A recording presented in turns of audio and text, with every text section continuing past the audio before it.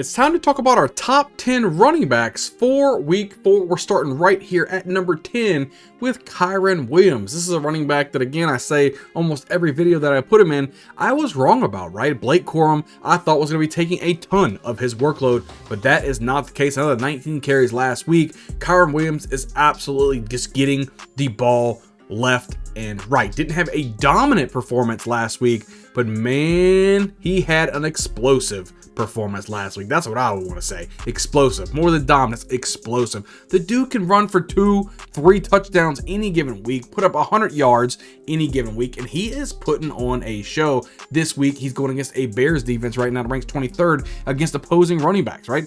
He's looking to build off a big win against the 49ers. Now, last week, a lot of people kind of wrote him off, right? They're missing Puka Nacua. They're missing Cooper Kupp. They're missing all their players. They still go in there and get themselves a win. A lot of it on the back of Kyren Williams and him over there just shredding up defenses left and right. That's what he's doing. I think Kyren Williams has plenty of time to put up a lot of fantasy points for you. And for those owners who wasn't scared about Blake Corum coming over there, the little running back out of Michigan, they drafted him, probably got a steal of a pick.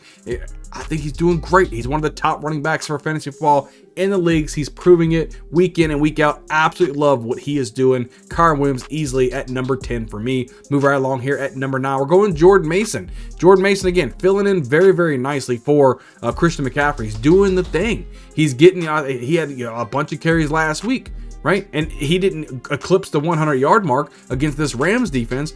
He had a little bit of a worse, I would say a worse game than what anybody else did. Actually, now that I'm thinking about it, I think it was the one, Jordan Mason was the one that actually had 19 carries, not Kyren Williams.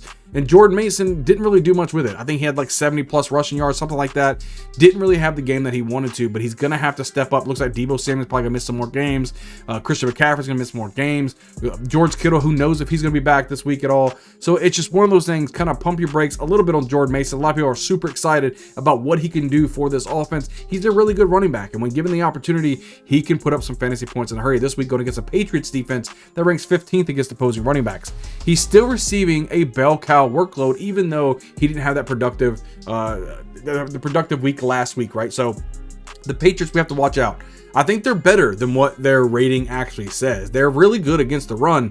So Jordan Mason could struggle again this week, especially if there's no passing options on the outside. Brandon Ayuk needs to step up. They paid him the money. He needs to be a better wide receiver to give more running lanes for Jordan Mason. Right now, they could just stack the box because there's nobody out there making any plays besides Jawan Jennings. So I think Brandon Ayuk needs to get up there and means he needs to do some more. That would only help out Jordan Mason as well. So move right along here at number 8. We're going Jahmyr Gibbs. This is another running back, right, that's splitting the workload with David Montgomery, and he would be probably in my top 3 each and every week without David Montgomery. He is that good of a running back. This week, though, they're taking on a Seahawks defense that ranks 7th against opposing running backs. He's doing a lot with the shared touch that he's having. This week, it's going to be a little bit more rougher on the ground. This defense can really stop the run, so we have to see what are the Lions going to be. Last year, I think they were a lot better team. This year, they're kind of struggling to find their identity and really kind of proven to be the team to beat in the NFC right now, so they're kind of struggling along. This week could be another tough matchup for them to get along going against the undefeated Seahawks. I think this could be a matchup that they can set the tone and make themselves known in the NFC. Jahmyr Gibbs could be a big part of that, but he may have some tough sledding. So move right along here at number 7. We're going James Conner. Now, this guy is somebody who didn't have a very good game last week, but we clearly see he is the guy. He is the main ball carrier for the Arizona Cardinals. And even though Kyler Murray gets his share of the rushes, there's no other running back on this roster really pushing James Conner for any type of relevance. But this week, James Conner gets to go against the Commanders defense that ranks 19th against opposing running backs. And like I said, there's no backfield competition. They drafted a highly routed Trey Benson out of college in Florida State, and he's just not pushing. A lot of people say, well, look, he might be pushing him for some carries. Barring an injury for James Conner, Trey Benson is not getting the opportunities. It is all James Conner. He is the bell cow for the Cardinals, and he's going to be that way moving forward. God forbid there be an injury happen. So James Conner gets an excellent matchup this week against the Commanders defense, who's been struggling to stop pretty much anyone. So Get him in your lineups. Be happy that you have James Conner. Put him in your DFS plays as well. I think he'll do very well for you. So move right along here. At number 6, we're going Jonathan Taylor. This is a running back who's almost playing by himself. Anthony Richardson, what are you doing at this point, right? I had to even drop Anthony Richardson out of my top 10 quarterbacks. And in one of my personal leagues, I think I sat Anthony Richardson to start Derek Carr at this point. He is just doing super, just frustrating. Just frustrating. And this week, it doesn't get any better for the Colts. They're going against the Pittsburgh Steelers defense that ranks 16th against opposing running backs. He continues to be the only bright spot on this entire offense. We're talking about there's nothing there to be happy about with Anthony Richardson. He had a great week 1, week 2, and week 3 was absolute cock-a-doodle, and losing you weeks. He needs to step up and be a better quarterback. And this, this all falling ahead on Jonathan Taylor. If AR becomes a lot better, Jonathan Taylor becomes a lot better. Right now, they know they can just stack the boxes. Anthony Richardson can't throw anything. All he's doing is throwing to the defenders and throwing interceptions. So Jonathan Taylor, an elite running back, he just needs some help from Anthony Richardson so he can climb higher onto my rankings, guys. So move right along here. At number 5, we're going Derrick Henry at this point, who had an amazing week last week against the Cowboys. I think he can continue to do something this week. They're going to need him, right? Because it's going to be a hard-fought game against the Bills defense that ranks 7th against opposing running backs. Should be another opportunity to eat if the game is close. They are going to need this guy to really run the football and be effective running the football, because we already know the Bills can put up a lot of points and they're pretty solid against the run. So Derrick Henry, he is almost matchup proof. Maybe at this point of his career, he's not, but in the past, he's been very matchup proof. So yes, they may rank 7th against the opposing running backs, but this is Derrick Henry. If they can get him going, get him solid, and kind of get him a piece of what he was doing last week, he can help the Ravens go back and get a back-to-back win against the Buffalo Bills team that's undefeated right now themselves. They're 3-0, and they are kicking butt back there. So it's going to be a great matchup, but I definitely have Derrick Henry there at number 5 for me. Move right along here at number 4. We're going Bijan Robinson. This is somebody that needs to have a good game as well. The Falcons, I don't really know what to think about the Falcons. Are they a good team or are they a bad team? But I know one thing. Bijan Robinson is a really good NFL running back, and he's a good fantasy running back. This week, taking on a Saints defense that ranks 11th against opposing running backs. The Saints run defense is actually better than what the 11th says, right? I think they are much better. Just last week, they were number 1, right? And there was a couple breakdowns that happened that Saquon Barkley was able to gash him for like a 60-yard run.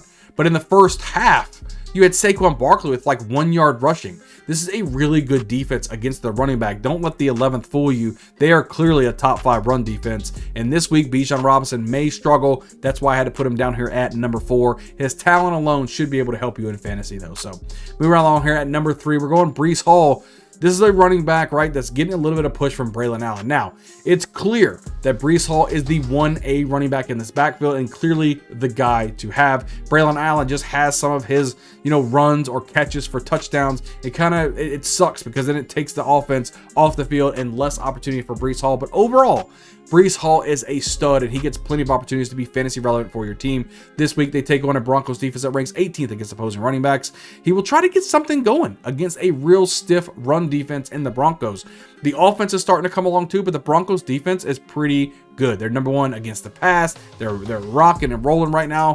So they just got to say, hey, look, what are we going to do with the running game? Are we going to let Breece Hall go, or are we going to focus on stopping the run game? This could be an opportunity for Breece Hall to set the bar high for them to have a chance to winning against the Broncos. But moving right along here, at number 2, we're talking about Alvin Kamara. This is a running back that I'm excited for. Alvin Kamara is a big part of this offense with Clint Kubiak. Yes, they took the loss last week, very close loss to the Philadelphia Eagles that I think they should have won, but that's nor here nor there. Alvin Kamara is going to come in here, and I think they're going against this Falcons team right now that ranks 3rd against opposing running backs. Kamara should be featured once again. Kamara is a big part of this offense, and against the Falcons, they're going to need him to step up because we don't know. Like I said earlier, I don't know if the Falcons are good or not, but we're going to see. They're going to see who's going to take control of the NFC South right here. Will it be the Saints? Will it be the Falcons? If it is the Saints, I think Alvin Kamara will be a big part of that. That leaves us at number 1. Number 1, we're talking about Saquon Barkley. And he is carrying the ball. He's having more snaps than any running back in the league at this point. He is absolutely out there killing it. He's on the field. Kenneth Gainwell isn't doing anything to take any type of fantasy appeal away from Saquon Barkley. But this week, Saquon Barkley gets to go against a Bucs defense that ranks 27th against opposing running backs. He's having the biggest workload, like I said, of any running back. And this week against a Bucs defense that won't have any answers for Saquon Barkley. On top of that, they're missing A.J. Brown and possibly Devonta Smith this week. No, this is going to be the Saquon Barkley show. He should be picked number 1 everywhere you go. If you're doing these dailies or DFS, Saquon Barkley needs to be in your lineup. He's going to explode and have a massive fantasy performance. But guys, make sure you guys hit the like button, hit the subscribe button, guys. That wraps up my top 10 running backs for week 4. Guys, we're putting out videos each and every week to help you set the best lineup possible, guys. So, you know, like I said, hit the like button, hit the subscribe button. It really helps out the channel. But I can't wait to see you guys on the next video. See you guys next time.